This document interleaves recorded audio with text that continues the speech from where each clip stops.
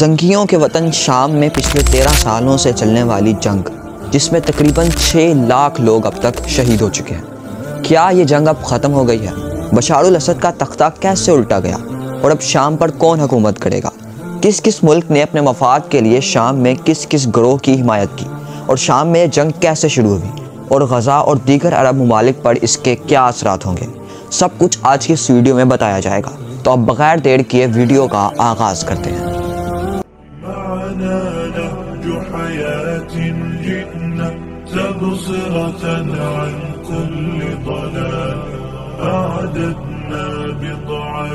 सबसे पहले हम असद ख़ानदान के बारे में बात करते हैं। 1970 में बशारुल असद के वालिद ने बगावत करके शाम में अपनी हुकूमत कायम की और फिर उसके मरने के बाद सन 2000 में ये हुकूमत बशारुल असद को ट्रांसफ़र हो गई। मज़हब के लिहाज से बशारुल असद का ताल्लुक शिया अलवी ख़ानदान से है। ये शिया की एक शाख है जिसे नुसैरी कहते हैं और ये शिया के नज़दीक भी काफिर हैं। ये नुसैरी हज़रत अली अलैहिस्सलाम को नाउज़ुबिल्लाह खुदा मानते हैं, लेकिन फिर भी बशारुल असद को ईरान की मुकम्मल हिमायत हासिल थी। शाम में 74% सुन्नी मुसलमान जबकि 14% शिया मुसलमान रहते हैं, लेकिन यहाँ एक शिया हुकूमत कायम थी।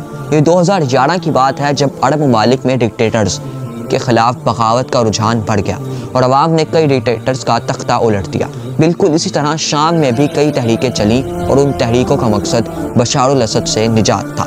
इन तहरीकों ने और भी जोर उस वक्त पकड़ा जब एक स्कूल के बच्चों को हुकूमत के ख़िलाफ़ नारा लिखने पर गिरफ्तार कर लिया और इन पर इतना तशद्दुद किया गया कि वो अधमरे हो गए और बाद में उन्हें छोड़ दिया गया। इस पर अवाम ने बशारुल असद के ख़िलाफ़ बगावत का ऐलान कर दिया। कई सालों तक अवाम के एहतजाज चलते रहे और कई मासूमों की जान भी गई। इसी दौरान शाम की फ़ौज ने बगावत कर दी और उन्होंने अवाम के साथ मिलकर एक फ़ौज कायम कर ली जिसे फ्री सीरियन आर्मी कहते हैं। अब वो अवाम जो पहले पत्थरों और डंडों से लड़ती थी, अब वो बंदूकों से लड़ने लगी।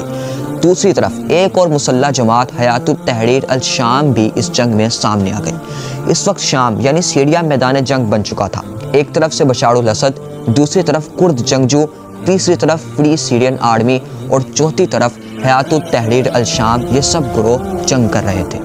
कई सालों की जंग और तबाहकुन खून रेजी के बाद दिसंबर 2024 में दमिश्क पर कब्जा करके बशारुल असद का तख्ता उलट दिया गया। असल में बशारुल असद के खिलाफ शाम की तमाम मुसल्लह तंजीमों, फ्री सीरियन आर्मी, कुर्द जंगजू और हयातुत तहरीर अल शाम ने इत्तेहाद कर लिया था। इनके इत्तेहाद से ही ये तख्ता उल्टा गया। अब अबू अल कासिम अल जोलानी शाम के उभरते हुए रहनुमा हैं। बशारुल असद रूस भाग गया है और उसकी हुकूमत में कई लोगों को बिला उज़र हुकूमत के ख़िलाफ़ एहतजाज करने पर गिरफ़्तार किया गया था, तो उन्हें अब रिहा कर दिया गया, जो बहुत काबिल रहम हालत में पाए गए और ये वीडियोज़ आप सोशल मीडिया पर भी देख रहे होंगे।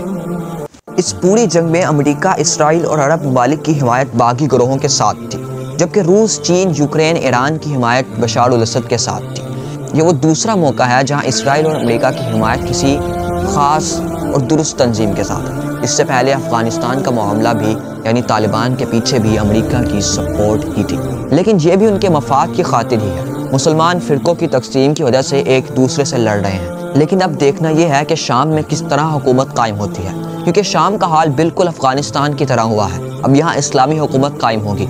अल जवानी जो जमहूरियत के सख्त खिलाफ हैं, लेकिन ये एहतजाज या अवामी धरने तो जमहूरियत के लिए ही हुए थे।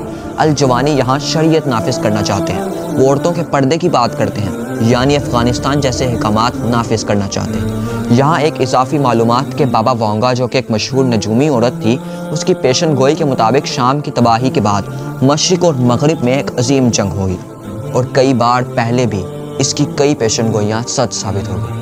अब अल्लाह खैर फरमाए। तो दोस्तों, हमारे आज की वीडियो यहीं पर ख़त्म होती है। अगर आपको वीडियो पसंद आई हो तो वीडियो को लाइक और चैनल को सब्सक्राइब कर दीजिए, और अगर आपको हमारे राय से कोई इख्तिलाफ है या फिर कोई गलती नजर आई वीडियो में तो अपनी राय का इजहार आप कमेंट सेक्शन में कर सकते हैं। आपका देखने का बहुत बहुत शुक्रिया। अल्लाह हाफिज़। अल्लाह ने के बाद।